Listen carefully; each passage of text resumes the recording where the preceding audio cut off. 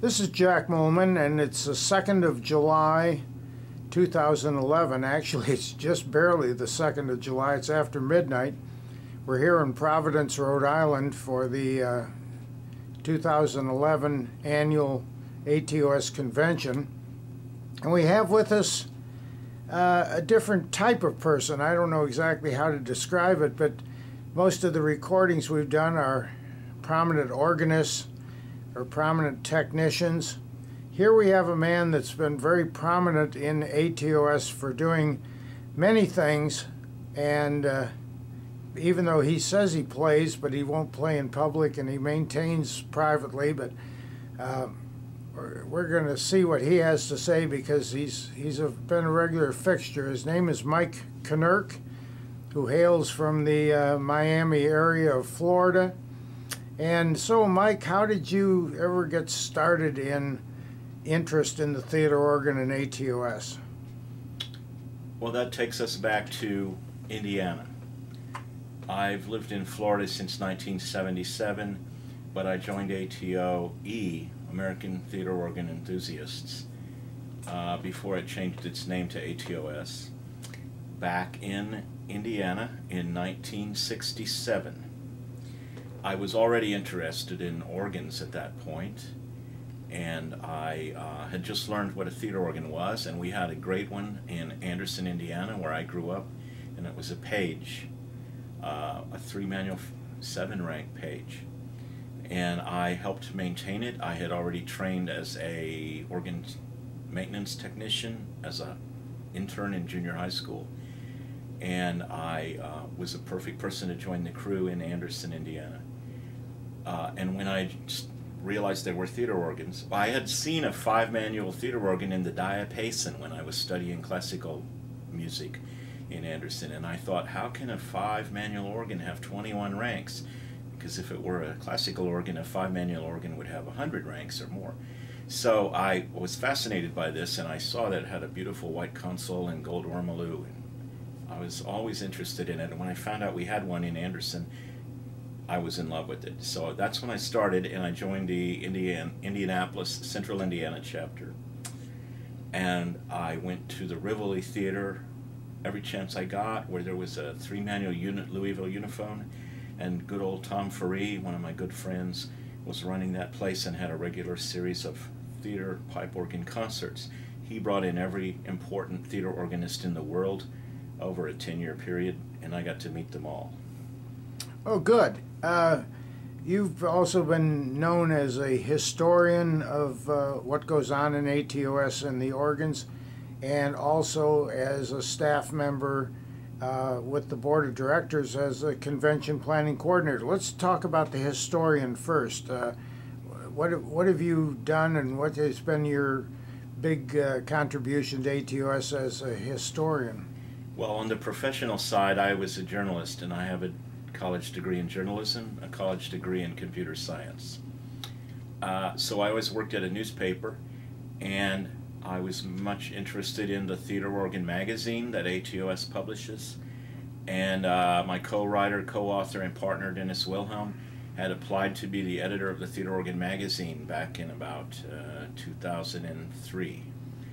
And instead of giving him that job, they asked himself and me to write down the history of ATOS after 50 years as a book. And the president at that time was Nelson Page, and he's the one that tapped us to do it. So I think by virtue of my longevity in ATOS and going back to ATOE since 1967, I'm certainly not the oldest living member, but I'm probably in the top 20.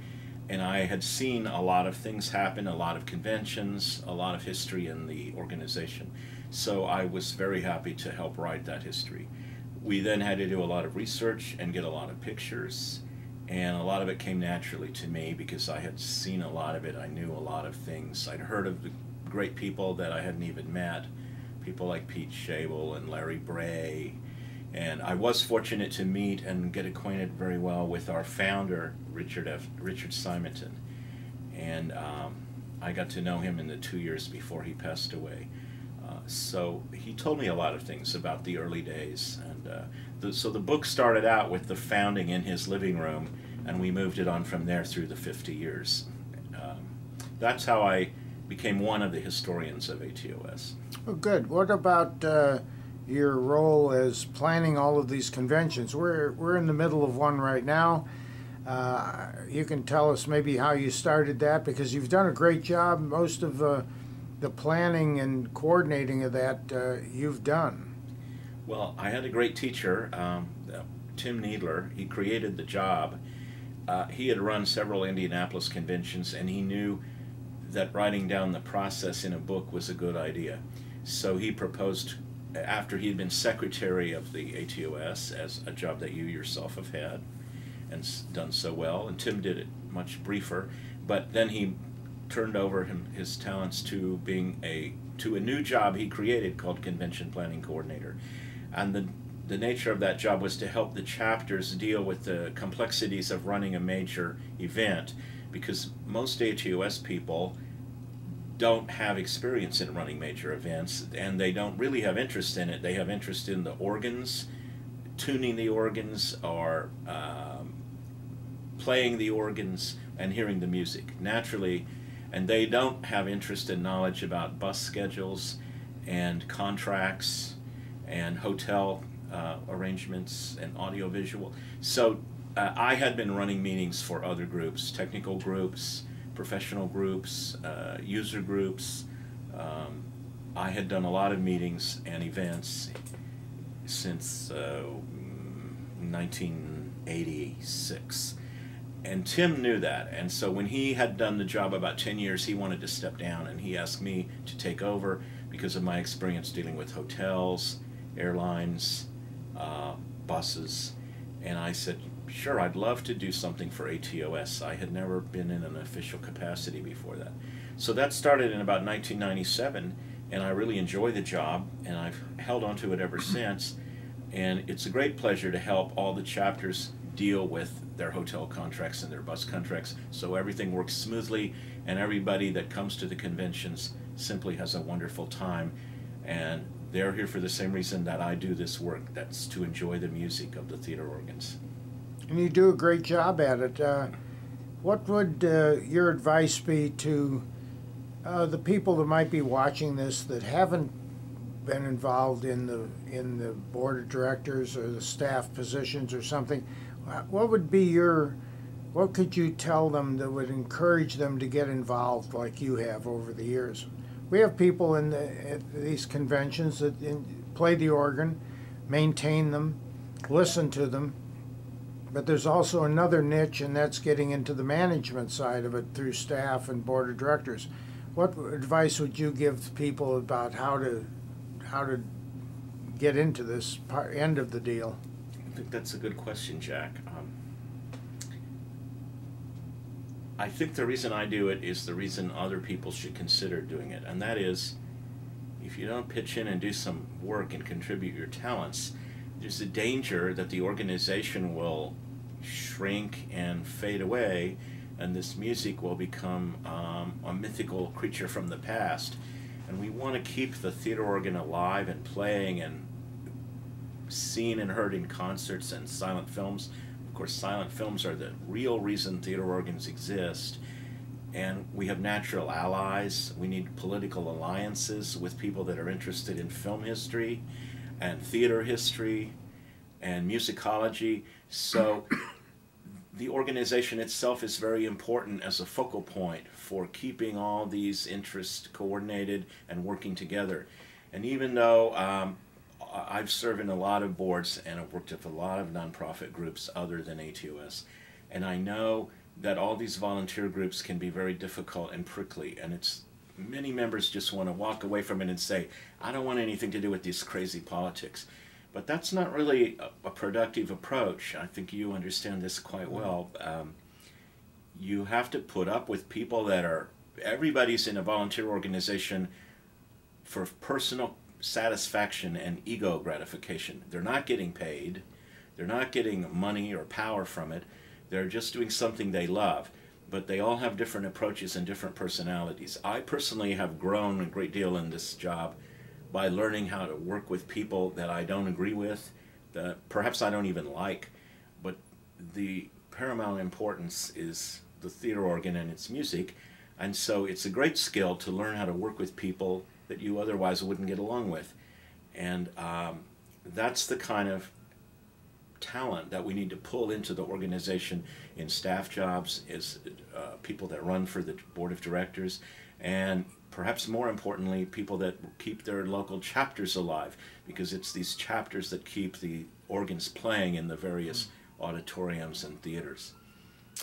When you end a day of doing what you do in coordinating conventions and everything that you do with ATOS, what do you say to yourself is the greatest reward that you receive? Without any question, I just keep remembering the strains of the music I've heard in these great concerts at a convention. In particular, there's typically 10 to 18 concerts, and that's the joy that I remember and cling to, and it sustains me through all the frustrations and aggravations. Also, it propels me through all the joy of working for ATOS. I just keep remembering the music. What are some of the biggest frustrations you get out of being the convention coordinator? There's got to be. What's the biggest problem? Volunteers don't have to do what you say. And all I can do is give them guidance and advice. And it's frustrating when you give advice and you see someone involved in a convention job ignore your advice, do what they think is right, and you know it's not going to work, and they get into a jam. And of course, you don't want to say, "I told you so." You just have to bite your lip. That's the biggest frustration of this job. It's an advisory position. It's not like a business where you actually have hierarchies and real authority. So you have to be charming and persuasive and diplomatic to get the job done. And I think those are the qualities that certainly you display. And I think that's about the end of this.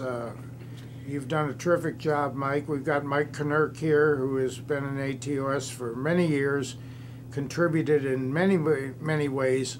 Someday maybe he'll get on the bench and play for everybody, because he's also a very nice person. So this is the 2nd of July 2011, our visit with Mike Kinerk in the Westin Hotel in Providence, Rhode Island. And this is Jack Moelmann ending this recording. Anything else you want to say, Mike? Just thank you, Jack, for everything you do for ATOS. You're one of my heroes and role models. Thank you, Mike. Good night. All right.